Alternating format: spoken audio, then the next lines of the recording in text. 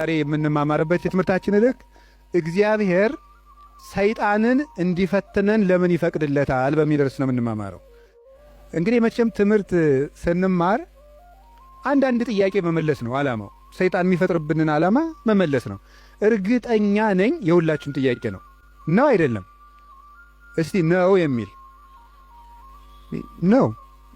እሺ እግዚአብሔር ይስጥልን። የሁላችሁም ጥያቄ ነው። ካልሆነ እንለፈው ርዕሱን። የሁላችሁም ጥያቄ ነው። እሺ በብዙ ሰው የማያምኑ ሰዎችም ይህንን ይጠይቃል። እግዚአብሔር መልካም ከሆነ ለምንድን ነው እንደዚህ ያለ ችግር ሲደርስብን ዝም የሚለን? ለምን ዝም ይላል እግዚአብሔር የሚል ነገር አለ። መጽሐፍ ቅዱስንም ስናነብ የሚጋጭ የሚመስል ነገር ብዙ ነገር ታገኛላችሁ። የመጀመሪያው እግዚአብሔር ባህሪው መልካም ነው። ባህሪው መልካም ነው። በሱ ዘንድ ክፉ የለም። አልወ ጽልመት ውስተ መክፈልታቲሁ። በእግዚአብሔር በባህሪው ኃጢአት የለበትም፣ ነውር ነቀፋ የለበትም። እስመ ንጹሕ አጠባያቲሁ ለእግዚአብሔር። የእግዚአብሔር ባህሪ ሁሉ ፍጹም ንጹሕ ነው። እግዚአብሔር ባህሪው ንጹሕ ነው። ፈቃዱ ደግሞ መልካም ነው። ኄር እግዚአብሔር ለእለ ይትዔገሥዎ ወያድኅኖሙ በጊዜ ምንዳቤሆሙ። እግዚአብሔር ለሚታገሱት ሁሉ እግዚአብሔር መልካም ነው፣ በመከራ ቀንም መሸሸጊያ ነው ይላል ትንቢተ ናሆም ምዕራፍ 1 ቁጥር 7 ላይ እግዚአብሔር መልካም ነው፣ በመከራ ቀንም መሸሸጊያ ነው። እግዚአብሔር መልካም ነው፣ በመከራ ቀንም መሸሸጊያ ነው። ወምስካኢነ ውእቱ አምላኩ ለያዕቆብ። የያዕቆብ አምላክ መጠጊያችን ነው። ወበይንተዝ ኢንፈርህ ለማድለቅለቀት ምድር ወለመኒ ፈለሱ አድባር ውስተ ልበ ባሕር። ስለዚህ ተራሮች ተነስተው ወደ ባህር ልብ እንኳን ተነስተው ቢገቡ ወይም ቢነቀሉ አንደነግጥም፣ የያዕቆብ አምላክ መጠጊያችን ነውና። ይሄ እግዚአብሔር መልካም እንደሆነ ነው የሚያሳየው። እግዚአብሔር ያበርህ ሊተ ምንትኑ ያፈራህኒ። እግዚአብሔር ብርሃኔና መድኃኒቴ ነው፣ የሚያስፈራኝ ምንም የለም። እግዚአብሔር ምእመና ለሕይወቴ። እግዚአብሔር የሕይወቴ መታመኛዋ ነው። ምንም የምፈራው ነገር የለም። እመኒ ጸብአኒ ተአይን እይፈራህኒ ልብየ። ሰራዊት እንኳን ከቦ ቢወጋኝ እግዚአብሔር መታመኛዬ ነውና አልፈራም ይላል። ስለ እግዚአብሔር ብርሃን ነው። እግዚአብሔር መድኃኒት ነው። እግዚአብሔር መልካም ነው። እሱ ራሱ ኑራል አነ ውእቱ ኖላዊ ኄር ዘበአማን። እኔ እውነተኛ እረኛ መልካም እረኛ እኔ ነኝ ይላል። በጎ እረኛ እኔ ነኝ። እንኳን በአፋ ሆኖ መጠበቅ ይቅርና ራስን አሳልፎ በመስጠት እንኳን የሚጠብቅ እረኛ ነው እሱ። እግዚአብሔር ንጉሥ ሆኖ መጠበቁ፣ አምላክ ሆኖ መጠበቁ፣ በሰማያዊት መንግሥቱ በግርማ መለኮቱ ሆኖ መጠበቁ ድንቅ ነው። ከዚያ ያለፈ ደግሞ የሚደንቀው ራሱን በመስጠት የጠበቀን እረኝነት ግሩም ነው። ለእኛ ራሱን አሳልፎ መስጠቱ። እግዚአብሔር እኔ ቸር እረኛ ነኝ ብሏል። እኔ ቸር እረኛ ነኝ፣ በጎቼም እኔን ያውቁኛል፣ ድምፄንም ይሰማሉ። በእኔ በኩል የሚገባ ይድናል። እኔ የበጎች በር ነኝ። ዘወአንተ ውእቱ ይድኅን። በእኔ በኩል የሚገባ ይድናል። ይበው ወይ ወፅ፣ ይገባል ይወጣል፣ ወይ ረክም ራእየ፣ መሰማሪያም ያገኛል ይላል። ስለዚህ በጎቼ እኔን ያውቃሉ፣ እኔም በጎቼን አውቃለሁ። አልቦ ዘየሐይደኒዮን እምዴ፣ በጎቼን ከእጄ የሚነጥቃቸውን ከቶ የለም ይላል። እንግዲህ እግዚአብሔር ጠባቂያችን ነው፣ እረኛችን ነው፣ መልካም ነው፣ ቸር ነው። እግዚአብሔር ሰው እንዲጠፋም አይፈልግም። ኢፈነወ እግዚአብሔር ለወልዱ ከመ ይትሐጐል ኩሉ ዓለም አላ ከመ ይሕየው። እግዚአብሔር ዓለሙ ሁሉ እንዲድን እንጂ እንዲጠፋ ልጁን አላከውም ይላል። እግዚአብሔር ዓለም ሁሉ እንዲድን ነው እንጂ እንዲጠፋ አይፈልግም። ቅድምም ብፁዕ አባታችን እንደጠቀሱልን ጢሞቴዎስ ምዕራፍ 2 ቁጥር 1 ላይ ሲናገር ዘይፈቅድ ይሕየው ኩሉ ዓለም ዘአነ ቀዳሚሆሙ ለኃጥአን።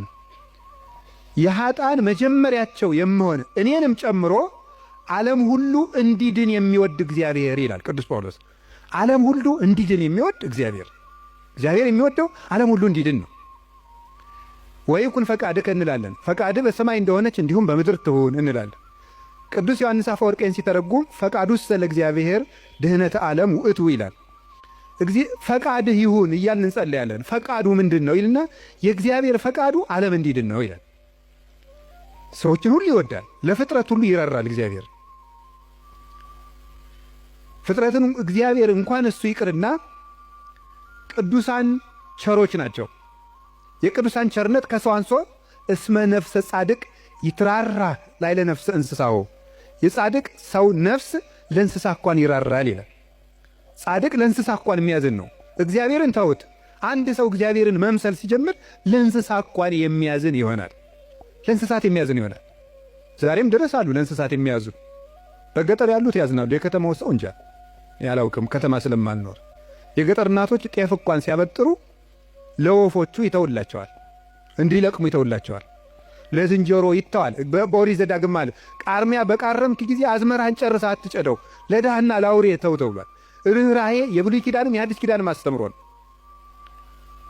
ጥጃውን አርደህ በእናቱ ወተት አትቀቅለው ይላል። የቸርነት ሥራ ነው ይሄ። ርኅሩሁን ነው። በእናትና በልጅ መካከል ገብተህ ጭካኔን አታድርግ ማለት ነው።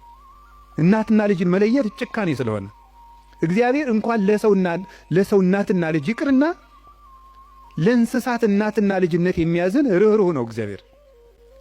ለእንስሳቱ ርኅራኄ ሰርቶላቸዋል። አህያውን ያለ መጠን እንዳይጭኑት ሥርዓት ሰርቷል እግዚአብሔር። በሬና በሬ እንዳይዋጋ ሥርዓት ሰርቷል። አንዱ በሬ የአንዱን በሬ ወግቶ እንዳይገድል ኦሪት ዘጸአት ምዕራፍ 21 ላይ እንደተጻፈልን። ስለዚህ እግዚአብሔር ለእንስሳት እንኳን እንድናዝን ፈጥሮናል። ለሁሉ ልክ መልክ ሰጥቶ ነው የፈጠረ እግዚአብሔር። ሁሉም እንኳን እሱ የእሱ ቅዱሳን እንኳን ቅዱሳን እሱ የፈጠረው ፍጥረት እንኳን መልካም ነው። 6 ቀን የፈጠረው ፍጥረት ሁሉ ወሬ እግዚአብሔር ከመሰናይ እግዚአብሔርም ያ መልካም እንደሆነ አየ እያለን የደመደመው የፈጠረው ፍጥረት ሁሉ እግዚአብሔር መልካም ነው። እንግዲህ እግዚአብሔር መልካም ከሆነ ቸርም ከሆነ እንዳንጠፋም የሚፈልግ ከሆነ እንድንድንም የሚፈልግ ከሆነ ቸር እረኛችንም ከሆነ እሱን ከተጠጋን ምንም የሚነጥቀን ከሌለ በሱ ስም እያመንን እሱን ጥግ እያደረግን የሱን ስም እየጠራን እየጸለይን እያስቀደስን በጎው እግዚአብሔር የት ሄዶ ክፉ ይደርስብናል የሚል ጥያቄ ሁላችንም እንጠይቃለን። ዲያብሎስ ራሱ ክፉ ነገርን ያመጣና እግዚአብሔር ቸር ከሆነ ክፉ ነገር ለምን አመጣብህ ብሎ ደግሞ ይጠይቀናል። ለዚህ መልስ ያጣች ነፍስ በእግዚአብሔር ተስፋ ቆርጣ ትቆበልላለች። ለምንድን ነው እግዚአብሔር የማያዝንልኝ? አንዳንድ ጊዜ ደግሞ እንደውም በተለይ ያሁኑ ትውልድ ምን ብሎ ሊጠይቅ ይችላል? ቆይ እግዚአብሔር በእኔ ስቃይ ደስ ይለዋል ይላል። እግዚአብሔር በእኔ ስቃይ ደስ ይለዋል ወይ? ለምንድን ነው እኛ ስንሰቃይ ዝም የሚለው የሚል ጥያቄ እዚሁ ጋር የሚያያዝ አንድ የመጽሐፍ ቅዱስ ጥቅስ ላንሳላችሁ። አነ ውእቱ እግዚአብሔር ዘፈጠርኩ ብርሃነ ወገበርኩ ጽልመተ። ብርሃንን የፈጠርኩ እኔ ነኝ፣ ጨለማንም የሠራሁ እኔ ነኝ። አመጽ ሰላመ እፈጥር ሰላመ ወእገብር እኪተ። ሰላምንም አመጣለሁ ክፋትንም እፈጥራለሁ። አነ እግዚአብሔር ፈጠርኩ ዘንተ ኩሎ። እኔ እግዚአብሔር ሁሉንም ይሄንን ፈጠርኩ ይላል ትንቢተ ኢሳይያስ ምዕራፍ 45 ቁጥር 6 ላይ እኔ እግዚአብሔር ሰላምን አመጣለሁ ክፋትን እፈጥራለሁ፣ ብርሃንንም ፈጥሬአለሁ ጨለማንም ፈጥሬአለሁ ይላል። እዚያ ላይ እግዚአብሔር መልካም ነው አለ። አሁን ደግሞ እዚህ ላይ እኔ እግዚአብሔር ክፋትን እፈጥራለሁ ይላል። እግዚአብሔር ክፋትን ይፈጥራል? ምን ትላላችሁ? እንዴ እፈጥራለሁ ያለ እኮ ራሱ ነው። እግዚአብሔር ራሱ እኔ ክፋትን እፈጥራለሁ። ይህ እኮ መጽሐፍ ቅዱስ ላይ ነው የጠቀስኩት። እግዚአብሔር እንደዚህ ብሏል፣ እግዚአብሔር ክፋትን እፈጥራለሁ ብሏል ይላል። ምን ትላላችሁ? እኔ ክፋትን የምፈጥር አምላክ ነኝ ይላል። እኔ ሰላምንም አመጣለሁ ጦርነትን የማመጣው እኔ ነኝ ይላል። ከዚያ መልሶስ ደግሞ ምን ይላል? ደግሞ መልእክተ ያዕቆብ ምዕራፍ 1 ቁጥር 3 ላይ ኢያሜክር እግዚአብሔር በእኩይ ይላል። እግዚአብሔር በክፉ ማንንም አይፈትንም ይላል። እንዴት ያለ ነገር! እግዚአብሔር በክፉ ማንንም አይፈትንም። ኢሳይያስ ላይ ደግሞ እኔ እግዚአብሔር ክፋትን እፈጥራለሁ። አልተጋጨም? ተጋጭቷል? እሺ አልተጋጨም። አነስታሴዎስ የሚባል ሊቅ ምን ብሎ ይናገራል? መጽሐፍ ቅዱስ ተጣልቶ አያውቅም። መጽሐፍ ቅዱስ የተጣላ መስሎ የሚታየን እኛ ከመጽሐፍ ቅዱስ ጋር ስለተጣላን ነው ይላል። አንተ ከመጽሐፍ ጋር ስትታረቅ መጽሐፍ ተጣልተው አያውቁም ብሎ ይናገራል። ስለዚህ እግዚአብሔር መልካም ነው። እስቲ እግዚአብሔር መልካም ነው በሉ።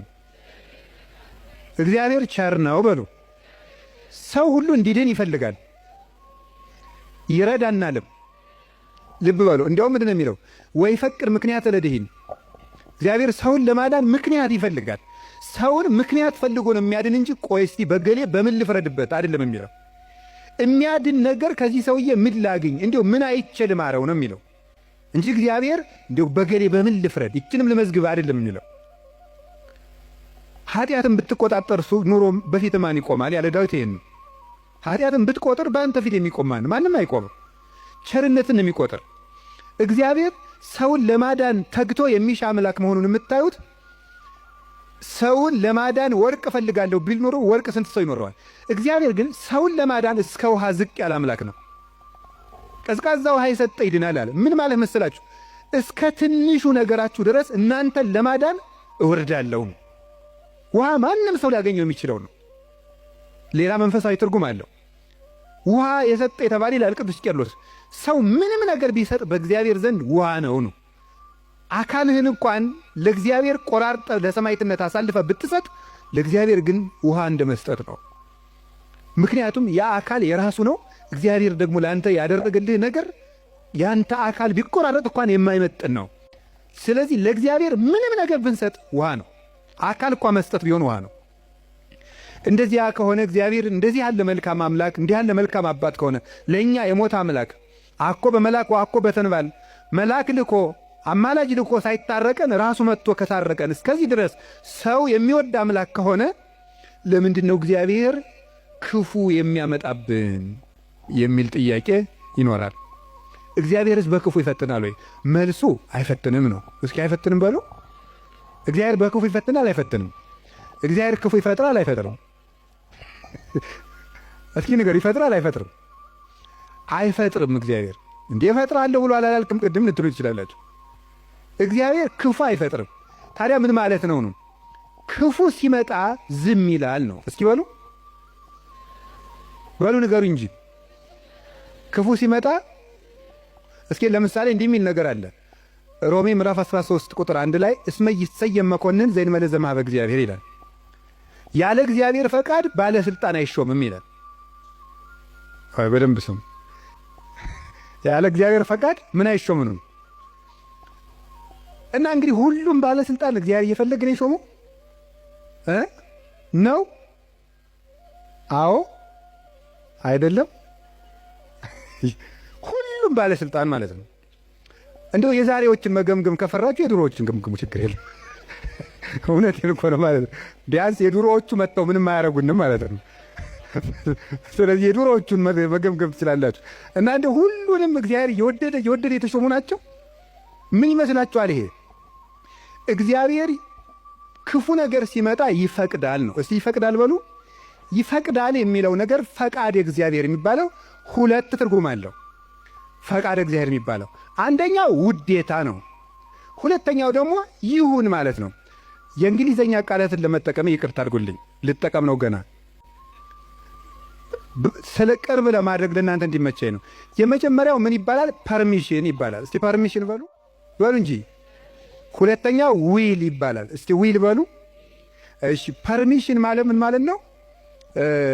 እናንተ ኃጢአት ስትሰሩ እኔም ስሰራ እግዚአብሔር ይፈቅድልናል። ምን ማለት ነው ይሄ? ይፈቅድልናል ማለት እግዚአብሔር እኔ ኃጢአት ስሰራ ደስ ይለዋል ማለት ነው። ይሄ ምን ለሚባለው ፐርሚሽን ይባላል። ስራ ከጠቀመህ ስራ ነው። ኃጢአት አይጠቅምህም ብዬ ነግሬሃለሁ፣ ይጠቅመኛል ካልክ ስራ ብሎ ይተውሃል ማለት ነው። መተው እሱ ፐርሚሽን ይባላል። ያሰናብተናል። ስለ እግዚአብሔር ክፋት እንዲሰራ ያደርጋል ማለት ክፋት እንዲሰራ ሰዎችን ይተዋቸዋል፣ እንዲሰራ ያደርጋል። ዊል የሚባለው ደግሞ ወዶ የሚሰራውን እግዚአብሔር እንድንጸልይ ይፈቅዳል በሉ፣ እንድንጾም፣ እንድንጸድቅ፣ እንድንታረቅ ይሄ ፈቃድ ነው ይባላል። ይሄ ፈቃድ ማለት ነው ውዴታ፣ ወዶ የሚያደርግልን ነገር። ገብቷችኋል? ልዩነቱ ገብቷችኋል? እሺ ይፈቅዳል ማለት የመጀመሪያው ፈቃድ እግዚአብሔር ነው ይላል። ዝም ብሎ ምንድነው ፈቃድ እግዚአብሔር? ያለ ፈቃድ እግዚአብሔር ባለስልጣናት አይሾሙም ማለት ከየት ነው የምታስገቡት? ክፉ ሰዎች ሲሾሙ ምን ይላቸዋል ነው? ዝም ይላቸዋል ነው፣ ይተዋቸዋል ነው እንጂ ሰዎቹን ናማ እናቴ ተሾምና ሰውን ጨርስልኝ አይላቸው። እግዚአብሔር እንደዚያ ብሎ ይሾማል ማለት አይደለም። እንደዚያ ሳይሆን የሚያደርገው እግዚአብሔር ክፉዎች ሲሾሙ ዝም ይላል። ለምንድን ነው ዝም የሚለው? እግዚአብሔር ነው ክፉ ነገር ሲመጣ። ስለዚህ ክፋትን እፈጥራለሁ ማለቱ ክፉ ሲመጣ ዝም እላለሁ ነው። ወይም ምን ማለት መሰላችሁ? የእግዚአብሔር እጅ አጥር ነው፣ ጠባቂ ነው፣ ረድኤት ነው። የእግዚአብሔር እጅ በእግዚአብሔር ለመጠበቅ ያልተገባን ሆነን ስንገኝ እግዚአብሔር አጥሩን ያነሳዋል። ያልተገባን ሆነን ስንገኝ አትጠብቀኝ ስንል ማለት ነው። ምን ማለት መሰላችሁ? መዝሙረ ዳዊት ላይ እንዲህ ይላል፣ መዝሙር 9 ላይ ወሃኮ ኃጥእ ለእግዚአብሔር፣ ኃጢአተኛ ሰው እግዚአብሔርን አወከው ይላሉ ሊቃውንት። አወከው ማለት ነው እንዳይምረው ኃጢአት ይጨምራል፣ እንዳይቀስፈው ጥቂት ጥቂት ጽድቅ ይሰራል። ማታ መዝሙር ቀን ዘፈን እንደማለት እያቀላቀላ እግዚአብሔርን አወከው። ወይም ደግሞ ኃጢአተኛ ሰው እግዚአብሔርን አነሳሳው ይላሉ አባቶቻችን። እንደ ደረቅ ሰው ይላሉ። እንደ ደረቅ ሰው እንደው ጣይም አድርጌው ነው እንጂ ሌላ ነው የሚል አንድምታው። ደረቅ ሰው ምን ማለት መስላችሁ? አቅም የሌለው ሰው እኔ አንተ ሰው ረፍ ብያለሁ ሲለምናል ወንድ እስኪነካኝ ወተት ነው እንጂ ደም አይወጣኝ የሚል ይሄ ማለት ነው። አቅም የለው ግን ደረቅ የሆነ ማለት ነው። በሉኝ የሚል ማለት ነው። ኃጢአት እየሰራ በየቀኑ ለእግዚአብሔር የመቅሰፍት ጨንገር የሚያቀብለው ሰው ማለት ነው። ቅሰፈኝ እያለ እግዚአብሔርን መቅሰፍት የሚለምን ሰው አለ ነው። እግዚአብሔር የመዳን ዕድል የመስተካከል ዕድል በሰጠው ቁጥር እየተበላሸ ለእግዚአብሔር የቁጣ በትር የሚያቀብለው ሰው፣ ለዚህ ሰው እግዚአብሔር የጥበቃ ረድኤቱን ያነሳበታል። ልቡ እንዲስተካከል የሚያራራውን የሚገስጸውን ረድኤቱን ሲያነሳው ልቡ ይደነድናል፣ ጨካኝ ይሆናል፣ ያሰናብተዋል።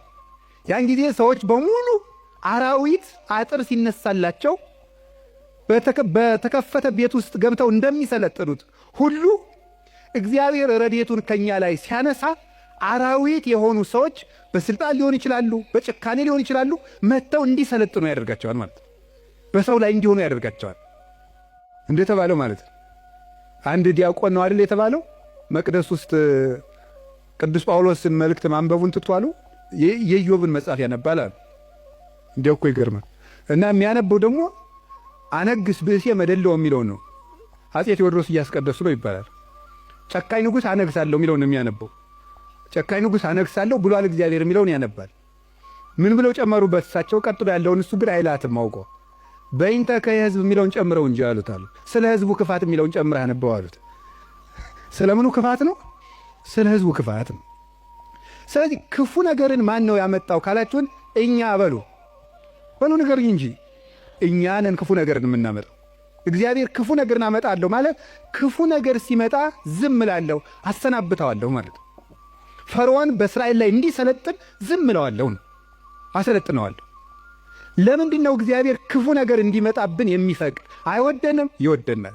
አይፈልገንም፣ ይፈልገናል። አያዝንልንም፣ ያዝንልናል። እና ግንሳ ምን ሆነ? እንዳይጠብቀን እንዲጠብቀን የሚያደርገውን ነገር ሁሉ ቆርጠነዋል። ከእሱ ጋር መዋል አንፈልግም። እሱን በጸሎት ማነጋገር አንፈልግም። ሕጉን መፈጸም አንፈልግም። በቤቱ መኖር አንፈልግም። መታረቅ አንፈልግም። መስማማት አንፈልግም። በምን መልኩ ይጠብቃል? አብሮን ቢኖር ክፉ አይደርስብንም። አብሮን እንዳይኖር ደግሞ ቤታችን ቆልፈናል። እኔ በደጅ ቁሜ አንኳኳለሁ፣ የሚከፍትልኝ ቢኖር እራት እበላለሁ ብሏል። የምንከፍተው እኮ ደጃፋችን መስኮታችን አይደለም፣ ልብ ነው ደጅ ያለው። ያን መክፈት ይጠበቅብናል። በየት ይግባ ክርስቶስ እኛ ጋር ለመግባት? ስለዚህ እንዳይጠብቀን ስናደርግ ክፉ ነገሮች ወደ እኛ ይመጣሉ። እንደ ቅዱስ ዮሐንስ አፈወርቅ ደግሞ አነጋገር እግዚአብሔር ክፉ ነገር ወደ እኛ የሚያመጣው አስፈራርቶ ወደ ቤት ለማምጣት ነው ይላል። ምን ለማድረግ ነው? በሉ ንገሩኝ እንጂ።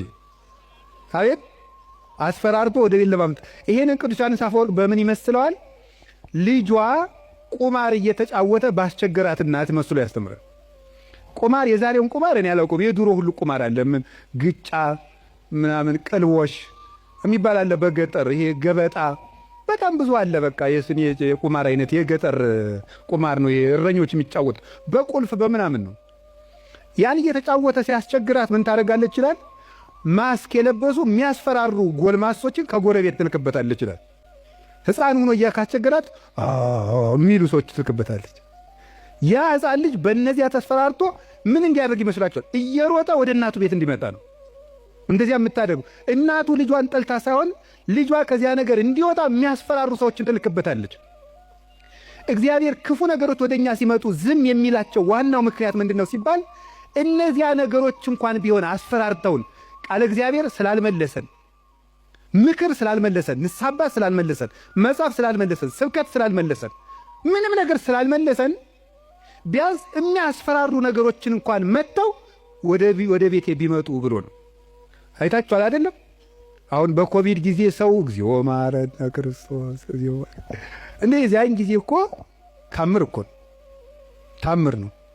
እኔ እንደውም ይገርማቸዋል አጠቃላይ እኔ የዚያን ጊዜ አንድ ጊዜ በኮቪድ ጊዜ አንድ ወረዳ ገጠር ወረዳ ላይ ሄጄ ነበርና መነኮሳት ጓደኞች አሉኝ አባቶች የወረዳው ካቢኔ በሙሉ ንስሐ ገባ ከነሱ እንደው ሁሉ ጊዜ ኮቪድ በሆነ አልኩኝ እኔ እንደው ካቢኔ ሁሉ ንስሐ እንዲገባ እንደው ኮቪድ ትንሽ ቆየት ባለ ያስብላል በእውነቱ ማለት ነው።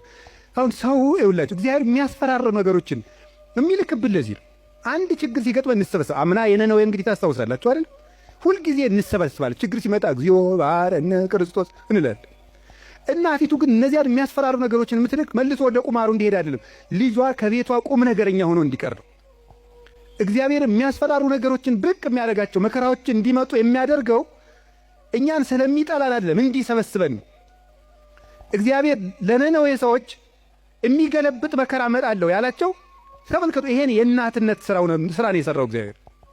ሊያጠፋቸው ፈልጎ አይደለም፣ አስፈርቶ ወደ እሱ ማምጣት ነው የፈለገ። ቅዱስ ያሬድ ለዚህ ነው አንተ አቡነ ወአንተ እምነ ያለው። አንተ አባታችንና አንተ እናታችን ነህ። እግዚአብሔር እናት ነው። ልጆቹ እንዲከፉበት ስለማይፈልግ የሚያስፈራሩ ነገሮች ዮናስን እኮ ያለው ሂድና አስፈራራ ነው ያለው። አስፈራራቸው ፈርተው እንዲመለሱ ማለት ነው። ተጽናንቶ መመለስ ያቃተው ቢያንስ ፈርቶ እንዲመለስ ነው። ስለዚህ ፈርተው ተመለሱ። እግዚአብሔር ክፉ ነገሮችን የሚልካቸው ወይም ሰይጣን ክፉ ነገሮችን እንዲያመጣ እግዚአብሔር ዝም የሚለው ለምንድን ነው ካላችሁኝ፣ ፈርተን እንድንመለስ ነው። ምን አላችሁኝ?